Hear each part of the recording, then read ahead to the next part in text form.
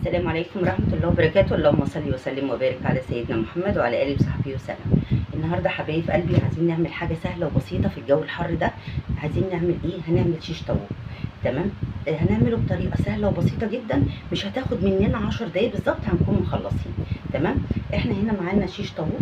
طبعا الكمية اللي انتوا عايزينها، هتجيبوا نص كيلو، هتجيبوا كيلو، زي ما انتوا عايزين. طبعا انتوا عارفين ان الشيش طاووق ده بيبقى عبارة عن اوراق مخلية. تمام يا بنات، بصوا دي اوراق مخليه. تمام.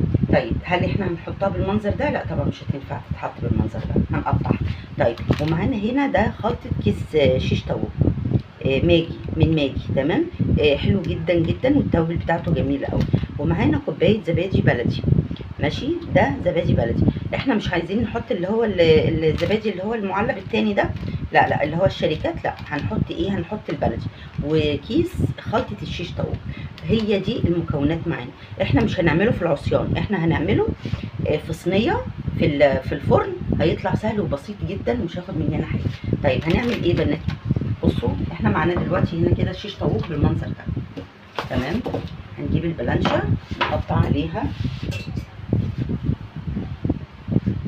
هنقطعه طبعا. بصوا حبايبي، بصوا هو الواحده عامله ازاي، كبيره ازاي. طيب احنا هنعمل ايه؟ بصوا اهي هنجيبها نصين الاول.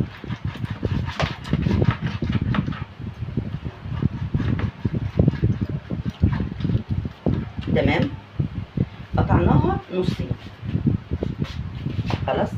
الحجم اللي انتوا بتحبوه، لان خلي بالكم ان هي بتصغر بعد كده، بعد ما بتستوى بتصغر، فالحجم ده حلو كده. ماشي. الحته دي هنقطعها برضو ايه، 2.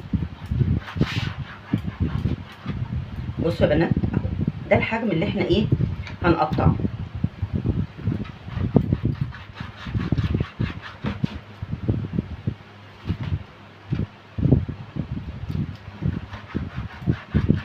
وطبعا التقطيع ده حريه شخصيه براحتكم، اللي انتوا عايزينه، الحجم اللي انتوا عايزينه هتقطعوه اهو. بصوا يعني القطعه اتقطعت كام؟ ست قطع. تمام اهي 6 قطع. خلاص. انا بقى هخلص اللي معايا ده، الكميه اللي معايا دي هقطعها وهرجع لكم بقى هنشوف هنعمل ايه. ماشي بنات، خليكم بقى معايا. ايه يا حبايبي، بصوا انا قطعت اهو. تمام. بصوا ده الحجم بتاعه. تمام اهو. لان زي ما قلت لكم ان بعد السوا القطع بتقل. تمام. طب هنعمل ايه بقى؟ هنجيب بوله واسعه كده غويطه، حاجه غويطه كده. تمام. وبعدين هننزل بكوبايه الزبادي.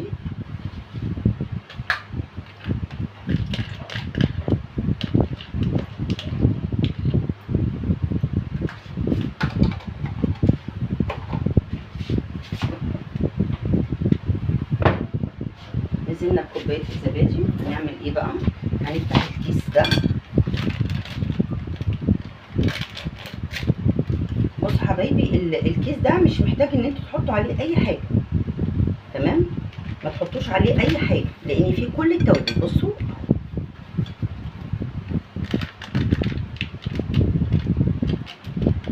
التوابل كلها موجوده فيه، كل حاجه موجوده، وخضار مجفف، كل حاجه، واعشاب وتوابل وفلفل اسمر وقرفه وورق لورا وجوز الطيب وكل حاجه انتوا عايزين.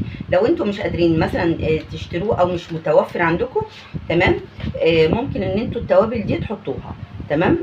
توم باودر وبصل باودر وورق لورا وجوز الطيب، كل ده طبعا مطحون، وبابريكا، وهنا حاطين سكر. ماشي. فده المكونات بتاعته دي. انتوا ممكن بقى ايه، لو مش معرفتوش تشتروا كيس او مفيش جنبيكوا او اي حاجه، يعني ممكن ان انتوا التوابل دي لو موجوده في البيت تعملوها تحطوها. تمام. طيب هنحط ايه تاني بقى؟ هنحط زيت بتاع ربع فنجان.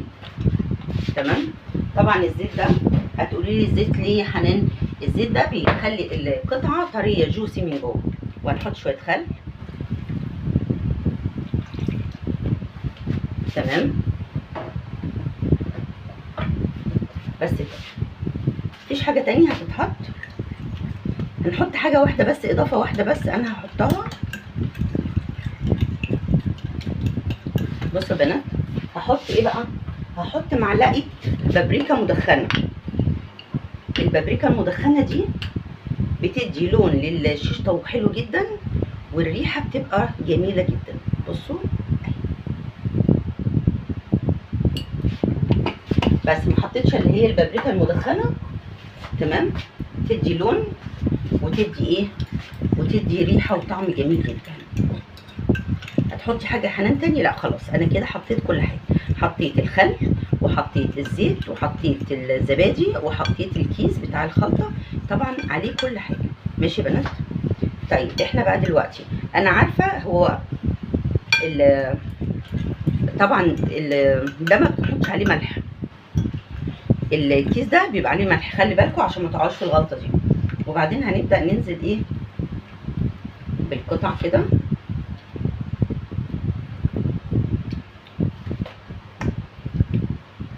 عايزه اقول لكم ممكن كمان تعملوا منها شاورما، تعملوها سندوتشات مع بقى شويه توميه، هتبقى حكايه تانية خالص.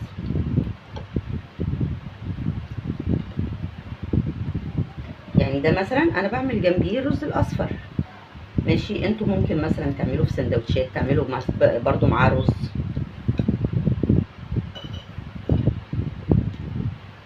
تمام.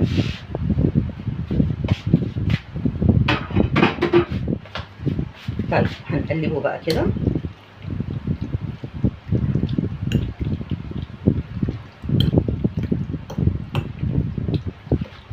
عارفين يا بنات لو الموضوع ده عملتوه من بالليل، يعني الحاجه متوفره عندكم من بالليل، تمام، وجبتوه عملتوه وحطيتوه في التلاجة، وجيتوا تاني يوم بقى سويته، الله على جماله. الشيش طاووق هتبقى شارب من التتبيله، تمام؟ هتلاقوا طعمه حكايه، والله العظيم هيعجبكم جدا. جربوا كده. بصوا بقى، انا دلوقتي يعني انا هسيبه، هو المفروض ان هو بيقعد اكبر من مده، ساعتين 3 4 ليله كامله. طيب انا دلوقتي لما هكون مستعجله هسيبه مش اقل من ساعه، يعني ساعه علشان يكون شرب شويه من التتبيله. خلاص انا هسيبه ساعه، وبعد كده هرجع لكم تاني اوريكم التسويه بتاعته هتكون ازاي. ماشي يا بنات؟ طبعا هي كوبايه الزبادي الكبيره حلوه على قد الكميه بتاعت الشيش طاووق، يعني مثلا ده كده مثلا ده كيلو وربع شيش طاووق. خلاص الكوبايه الكبيره دي حلوه شغاله يعني، تمام. عايزين تحطوا 2 صغيرين، تمام. خلاص هسيبها بقى ساعه، وبعد كده هرجع لكم تاني في التسويه اوريكم هنسوي ازاي. حبايب قلبي، احنا سيبنا خلاص الشيش طاووق اهو، سيبناه اكتر من ساعه، تمام، في التتبيله، تمام. هنبدا نعمل ايه بقى؟ هنبدا ان احنا نحطه بقى في الصينيه، وهندخله تحت الشوايه. بصوا بقى، بصوا زي ما هو كده في صينيه كده، ونروح دلقينه، تمام.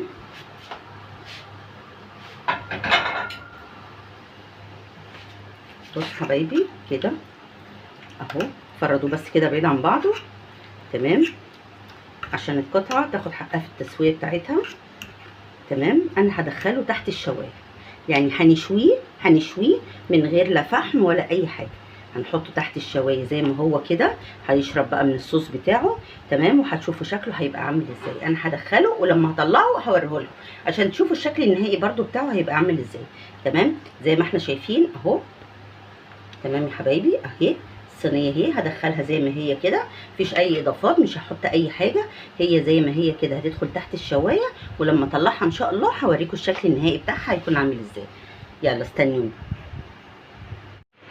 اي بنات، بصوا ده بقى الشكل النهائي بتاع الشيش طاووق بعد ما طلعناه من تحت الشوايه. بصوا هو فيه لسه صوص برده كده، على اساس تاخدوا منه تحطوا على الرز، والشيش طاووق جوسي وجميل جدا. جربوا بقى كده الطريقه دي، ولو عجبتكم ما تنسوش بقى تشتركوا عندي في القناه، تنوروني. السلام عليكم ورحمه الله وبركاته.